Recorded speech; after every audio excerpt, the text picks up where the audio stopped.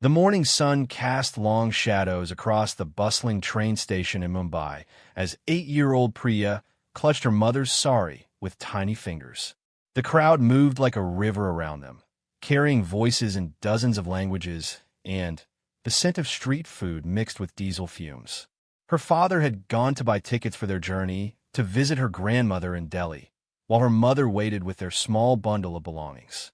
Priya's eyes wandered to a colorful balloon vendor nearby. Red, blue, yellow, and green balloons danced in the breeze, calling to her like old friends. Her mother was distracted, counting the money in her worn purse and checking the time on the large station clock. The 8-year-old took one small step toward the balloons, then another, mesmerized by how they bobbed and swayed. The vendor, a kind-faced man with a weathered smile, noticed her fascination. He bent down and offered her a bright red balloon with a gentle nod. Priya's face lit up as she reached for the string, completely forgetting where she stood.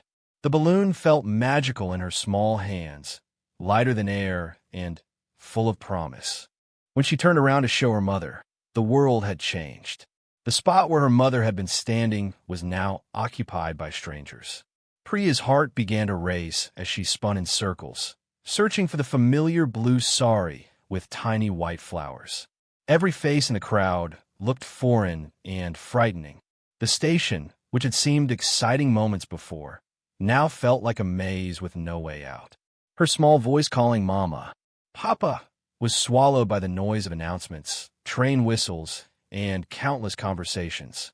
People rushed past her without a glance, focused on their own journeys and destinations. The red balloon slipped from her trembling fingers and floated toward the high ceiling, becoming smaller and smaller until it disappeared. Hours passed like days as Priya wandered through the station. Railway police officers found her crying near Platform 7 as the sun began to set, painting the sky in shades of orange and pink. She could tell them her name and that she was looking for her parents, but at 8 years old, she didn't know her address, phone number, or even her father's full name beyond Papa.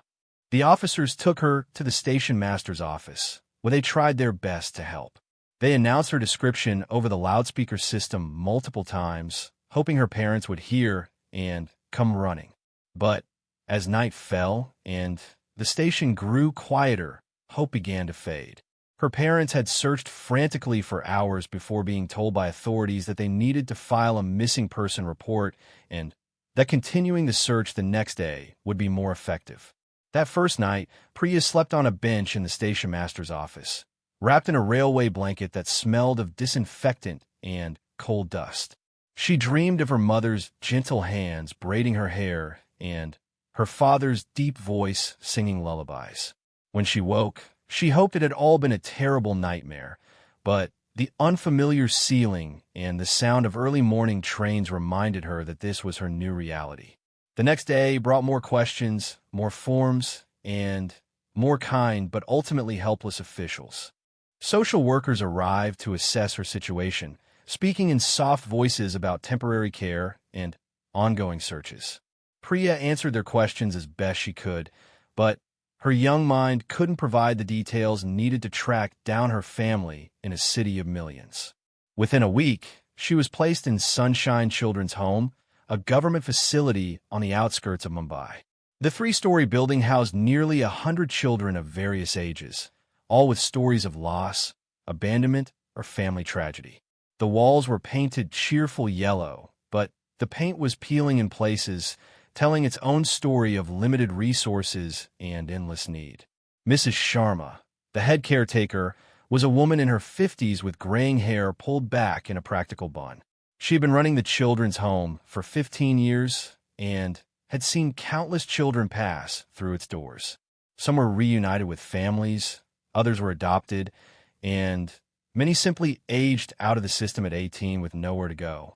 She looked at Priya with eyes that held both compassion and the weariness of someone who had witnessed too much sorrow.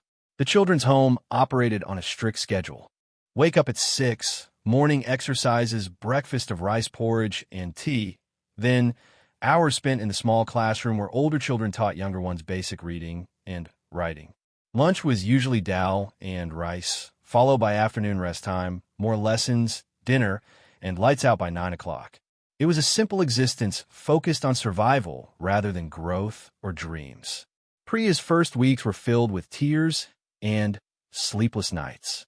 She couldn't understand why her parents hadn't found her yet.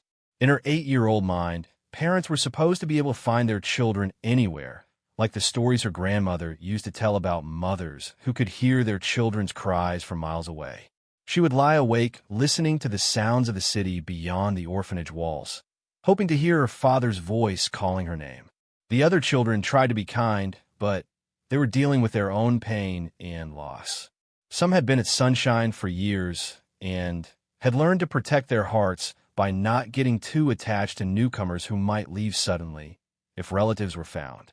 Others were too young to understand that Priya needed comfort and friendship rather than space and silence. As months passed, Priya began to adapt to her new life, though she never stopped hoping. She learned to braid her own hair the way her mother had taught her, whispering the instructions aloud as if her mother were still there guiding her fingers. She saved the last bite of every meal for several minutes before eating it, a ritual that kept the memory of family dinners alive in her heart. The search for her parents continued sporadically. Social workers would follow up on leads that came to nothing, and police would occasionally ask her the same questions, hoping her memory might reveal new details. But as her 9th birthday passed unmarked and unnoticed, then her 10th, the visits became less frequent. Her file was moved from active cases to a drawer marked long-term missing, though no one explained this change to her. School became Priya's escape from the harsh realities of orphanage life. Though the education at Sunshine was basic, she absorbed every lesson with desperate hunger. She learned to read by tracing words with her finger, sounding out syllables until whole sentences emerged like magic from the page. Mathematics became a puzzle she could solve, giving her a sense of control in a world where so little was within her power. Mrs. Sharma noticed Priya's dedication to learning and began giving her extra books and paper to practice writing. The older woman had seen too many bright children lose hope and drift into apathy, but something in Priya's determination reminded her why she had chosen this difficult work.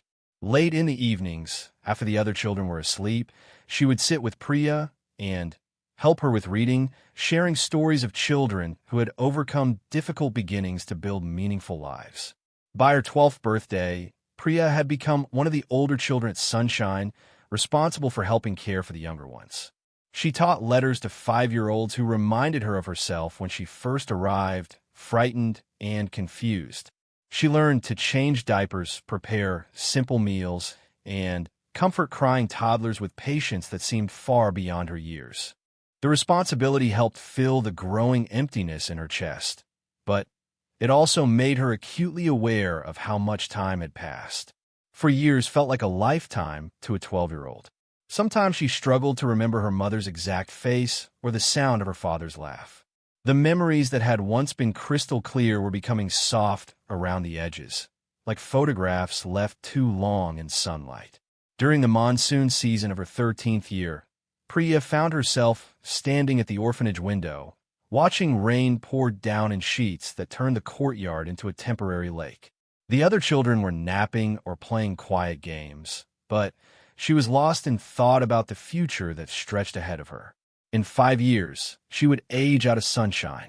She had no family to return to, no inheritance to claim, and limited education to rely upon. That afternoon, as she helped serve lunch to the younger children, she made a quiet promise to herself. She would not let the circumstances of her life define its outcome. Somehow, someway, she would create the family and security that had been taken from her. She didn't know how this would happen, but the determination that had carried her through 4 years of loss would have to be enough to carry her forward. The promise felt fragile in her 13-year-old heart, like a soap bubble that might burst at the slightest touch. But it was hers, and it was a beginning. As she wiped spilled dal from a toddler's chin and helped him drink his water, Priya began to imagine a future where she was the one providing comfort and security to others who needed it. She had no way of knowing that hundreds of miles away, a stranger was making plans that would soon intersect with her life in ways she could never have imagined. The threads of fate were already weaving together, though it would be months before she would understand just how dramatically her world was about to change. The afternoon sun filtered through the orphanage windows as Priya settled down with her worn notebook, ready to practice the English words Mrs. Sharma had taught her that morning. She had no idea that across the city, someone was about to make a decision that would alter the course of her life forever. Dr. Rajesh Mehta adjusted his glasses as he reviewed the quarterly reports from the various charitable organizations his foundation supported. At 45, he had built a successful medical practice specializing in pediatric surgery, but the wealth and recognition had never filled the void left by his inability to have children with his wife, Kavita. After years of failed treatments and heartbreaking miscarriages, they had channeled their parental instincts into philanthropy, supporting causes that helped vulnerable children across India. The foundation had been funding basic supplies for Sunshine Children's Home for 3 years, but Dr. Mehta had never visited in person. His assistant handled most of the logistics, ensuring regular shipments of books, medical supplies, and funding for improved meals. But something in Mrs. Sharma's latest report caught his attention. She had written about a 13-year-old girl who was teaching herself advanced mathematics and had expressed interest in becoming a doctor someday. Kavita found her husband reading the report for the third time over breakfast the next morning. She had learned to recognize the look on his face when something deeply moved him.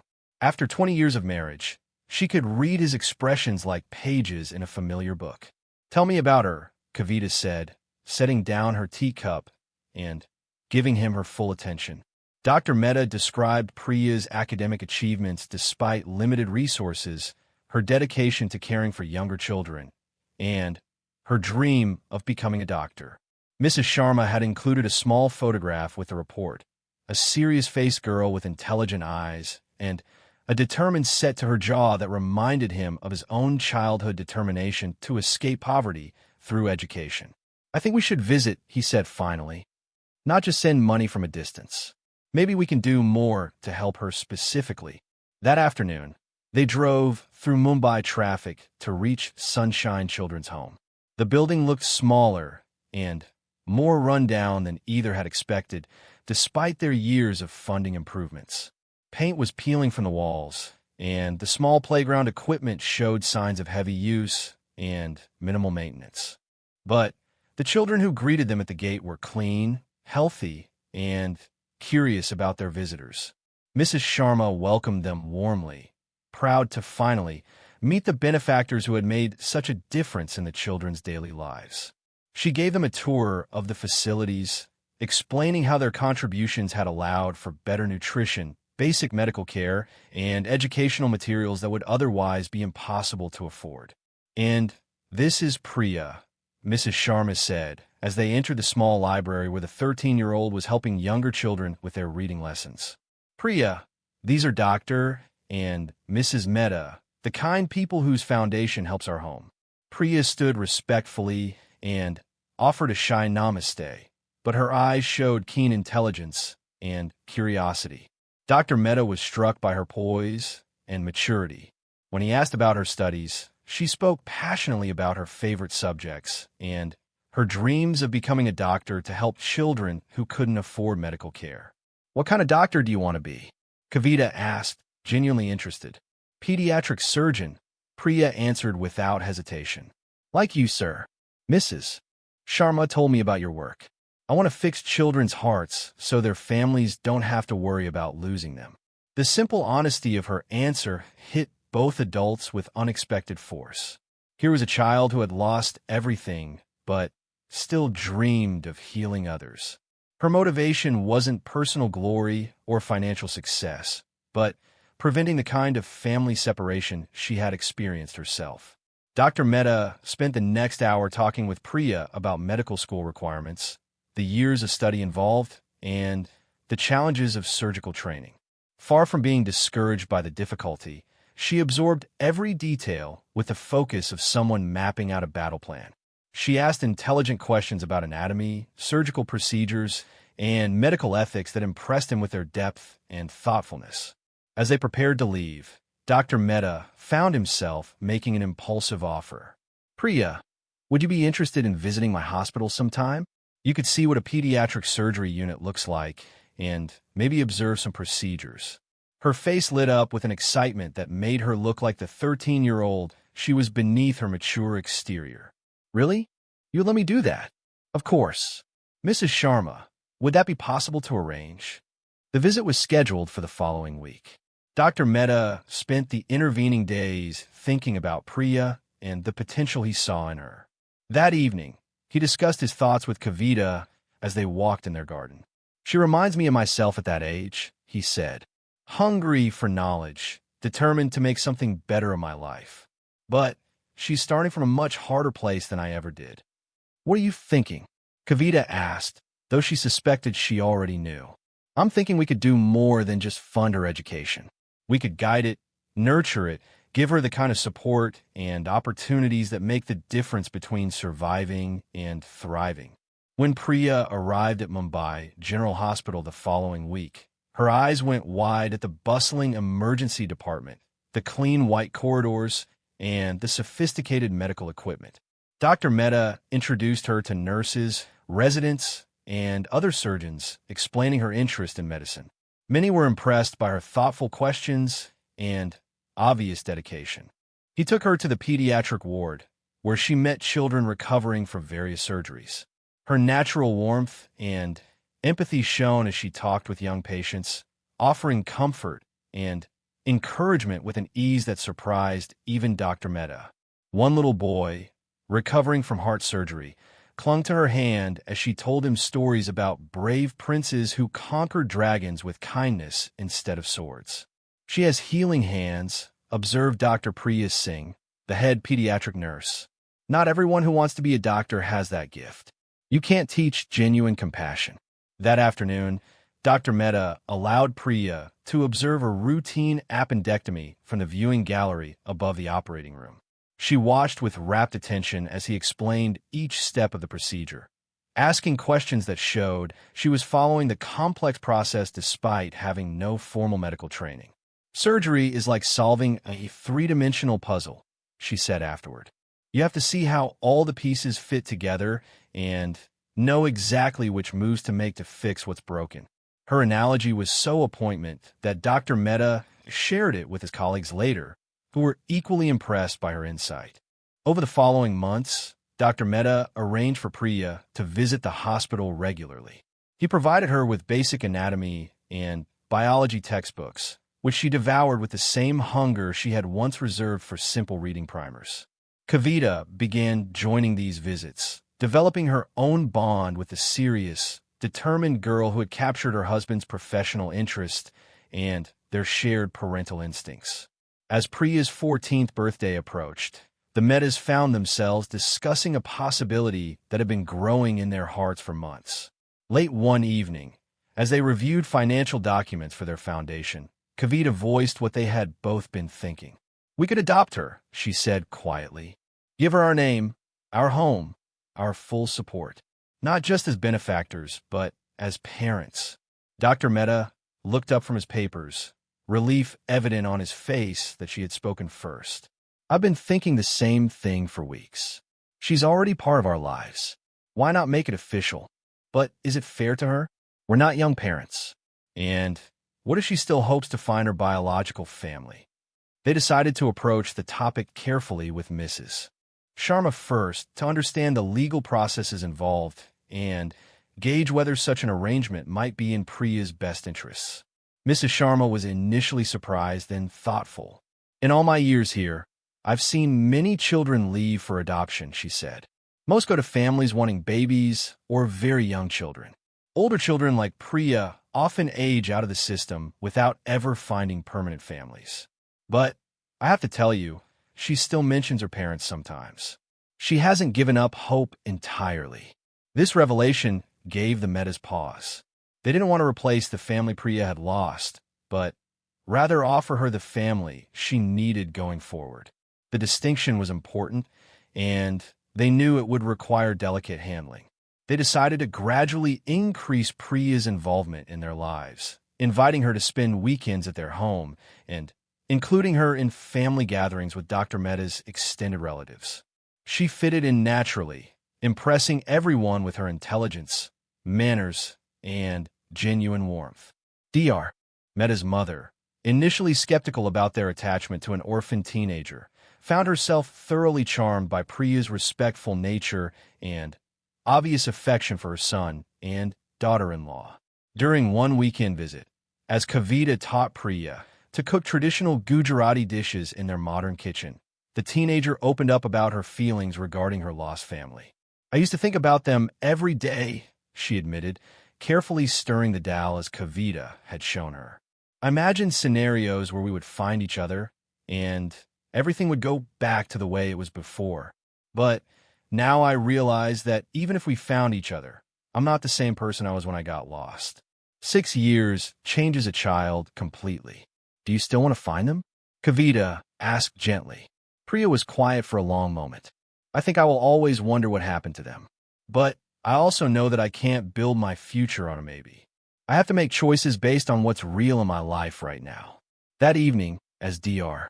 Mehta helped Priya with advanced mathematics problems that went far beyond what was taught at Sunshine, she looked up at him with an expression of such trust and affection that his heart nearly broke with the intensity of his paternal feelings. "Uncle," she said, using the respectful term she had always used for him, "Mrs. Sharma told me that you and Auntie are thinking about adoption. Is that true?" Dr. Mehta set down his pen, realizing that the moment he and Kavita had been carefully building toward had arrived naturally. "We've been thinking about it, yes. How would you feel about that possibility?" Priya's eyes filled with tears, but she smiled through them. "I would feel like the luckiest person in the world. But I need to know something first." "What's that?" "If my birth parents ever came looking for me, would you help them find me? I wouldn't leave you, but I would want to see them to let them know I'm okay." Dr. Mehta's respect for this remarkable teenager deepened even further. At 14, she was already thinking about complex loyalty issues and long-term consequences with wisdom that surpassed many adults. "Of course we would help them find you," he said firmly. "You deserve to have answers about your past, and they deserve to know what an extraordinary young woman their daughter has become." 3 months later, on a sunny Tuesday morning, Priya Mehta walked out of the Mumbai family court as the legally adopted daughter of Dr. Rajesh and Kavita Mehta. She carried a folder containing her new birth certificate, adoption papers, and a letter from Mrs. Sharma wishing her well in her new life. But she also carried something else, a small photograph of herself as a young child that had been in her file at Sunshine, one of the few remaining connections to the family she had lost. That afternoon, as she unpacked her few belongings into the cheerful bedroom that was now permanently hers, Priya placed the old photograph on her new desk next to her medical textbooks. She whispered a quiet prayer of gratitude for the parents who had found her and the parents who had originally given her life, hoping somehow that wherever they were, they knew she was safe and loved. She had no way of knowing that her story was about to take one more incredible turn, one that would connect her past and present in ways she could never have imagined possible. 2 years had passed since Priya's adoption, and her life had transformed in ways she had never dared to imagine. At 16, she was excelling in advanced placement courses at one of Mumbai's top private schools, had spent a summer volunteering at a rural medical clinic, and had already been accepted to several pre-medical programs. The frightened 8-year-old who had lost her balloon at the train station seemed like someone from another lifetime. Dr. Mehta had arranged for Priya to shadow various specialists at the hospital, and her reputation for intelligence and compassion had spread throughout the medical community. She had assisted in research projects, participated in medical conferences, and even co-authored a paper on pediatric trauma care that had been published in a respected journal. Her dream of becoming a pediatric surgeon was no longer a distant hope, but a clear path she was already walking. On a humid Thursday evening in July, Priya was organizing medical supplies for a free health clinic that the Meta Foundation sponsored in a crowded slum area when an unexpected visitor arrived. Dr. Singh, the emergency department chief, appeared in the doorway with an expression of barely contained excitement. "Priya, I need you to come with me. There's someone here who's been asking about you." Confused but curious, Priya followed Dr. Singh through the hospital corridors to a small waiting room near the emergency department. Inside, she found a middle-aged woman in a faded green sari, clutching a worn envelope with shaking hands. The woman's face was deeply lined with years of worry and hardship, but her eyes were the same warm brown that Priya remembered from her earliest childhood. "Mama." The word escaped Priya's lips in a whisper so soft it was barely audible. The woman looked up, and 8 years of separation collapsed in an instant. "Priya? My little girl." They stared at each other across the small room, both afraid that moving too quickly might shatter what seemed like an impossible dream. Then Priya's mother rose slowly from her chair, her eyes never leaving her daughter's face, and took one tentative step forward. "I've been looking for you every day for 8 years, she said, her voice breaking with emotion. "Every single day." Priya ran to her mother then, and they held each other with desperate intensity, both crying too hard to speak. 8 years of wondering, hoping, and grieving poured out in that embrace.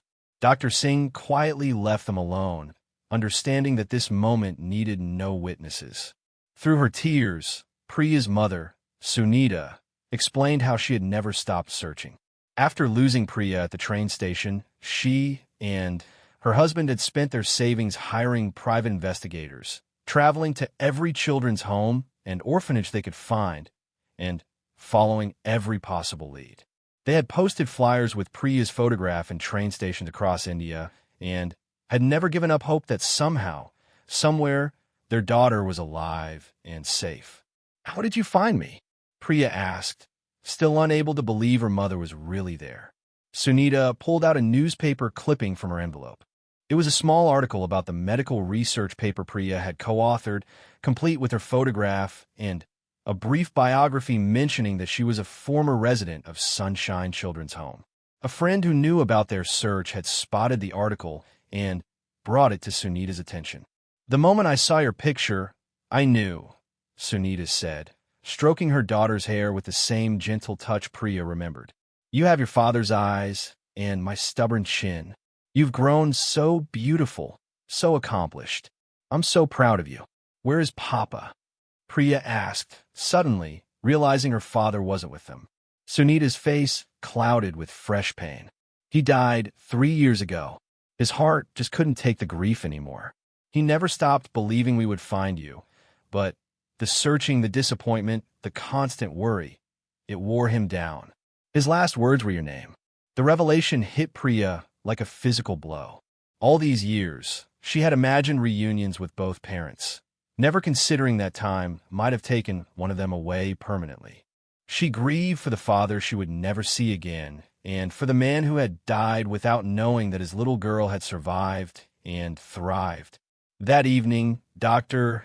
and Mrs. Mehta met Sunita in their home, a meeting that could have been awkward, but instead felt like a natural coming together of people who loved the same remarkable young woman.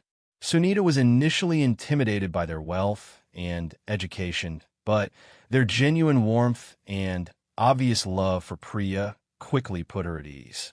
"I can never thank you enough for what you've done for my daughter," Sunita said, her voice thick with emotion. "You gave her everything I couldn't provide: education, opportunity, a stable home. You saved her life. She saved ours too," Kavita replied simply. "We were meant to find each other." Over the following weeks, the details of the lost years were slowly shared. Sunita explained how she and her husband had been visiting her sick mother in Delhi when Priya disappeared. In their panic at the train station, they had given conflicting information to police about their home address, creating confusion in the search records. By the time the misunderstanding was cleared up, Priya had been transferred to Sunshine, and the bureaucratic systems had failed to connect the separated family. Sunita had spent years working in a textile factory during the day and searching for her daughter in her spare time. She had remarried after her husband's death, not for love, but for the practical support of her new husband, Ramesh, who had helped her continue the search. He was a kind man who understood that finding Priya was the most important thing in Sunita's life. For Priya, the reunion brought a complex mix of joy and confusion. She loved her birth mother deeply and was grateful beyond words to finally have answers about her past. But she had also built a life and identity as Priya Mehta, adopted daughter of Dr. Rajesh and Kavita. She didn't want to choose between her two families. She wanted to find a way to honor both. The solution came from an unexpected source. Dr. Mehta's mother, who had become deeply attached to Priya over the years, suggested a family meeting to discuss how everyone could move forward together. In our culture, the elderly woman said, "We believe that children can have many mothers and fathers, birth parents, adoptive parents, grandparents, aunts, and uncles who help raise them. Why should Priya have to choose? She belongs to all of us now." And so an unusual but beautiful arrangement was born. Priya would continue living with the Mehtas during the school year, pursuing her medical education with their full support. But she would spend holidays and vacations with Sunita and Ramesh, rebuilding the mother-daughter relationship that had been interrupted by tragedy and reconnecting with her original family history. Sunita moved to Mumbai to be closer to her daughter, with financial help from the Mehtas, who had grown to love and respect the woman who had never given up searching for her child.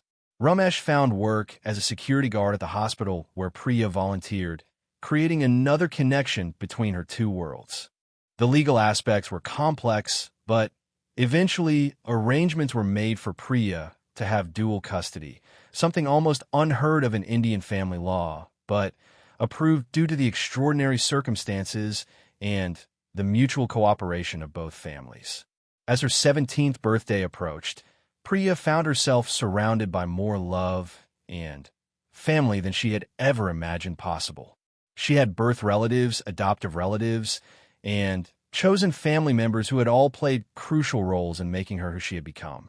At her birthday celebration, attended by both her families, Mrs. Sharma from Sunshine Children's Home, and several of the doctors and nurses who had mentored her, Priya stood to make a speech that surprised everyone present.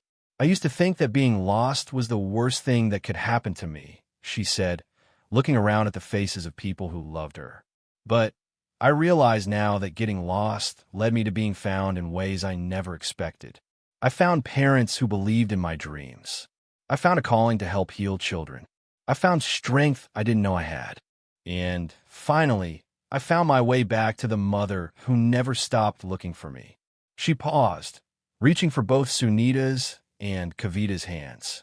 "I'm the daughter of 4 parents, the ones who gave me life, the ones who gave me dreams, and the memory of my father who loved me even in his grief. I carry all of them with me as I move forward."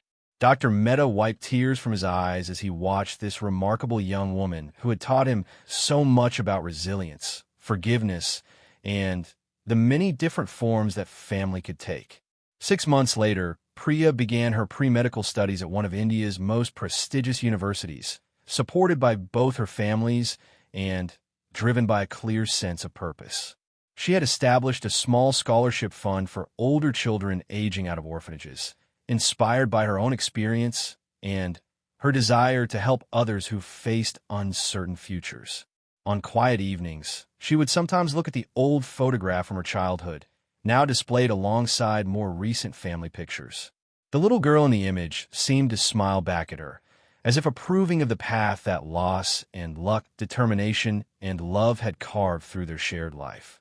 Priya knew that her story was unusual, that most children who get lost don't find their way to such happy endings.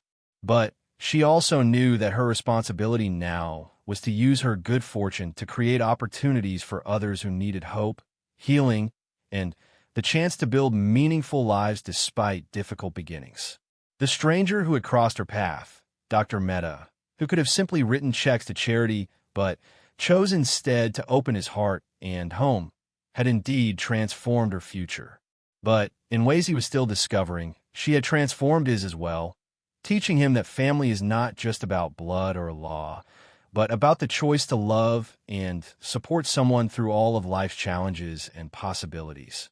As she prepared for medical school, Priya carried with her the love of multiple families, the wisdom gained from years of loss and recovery, and an unshakable belief that every child deserves the chance to build a future filled with purpose and hope. Her journey from a lost 8-year-old to a confident young woman pursuing her dreams had taught her that sometimes the most beautiful destinations are reached by the most unexpected paths. The red balloon she had lost at the train station was long forgotten, but the dreams it had briefly represented had grown into something far more substantial and enduring. Priyameta was exactly where she belonged, surrounded by love and ready to spend her life ensuring that other lost children might find their own paths to healing and hope.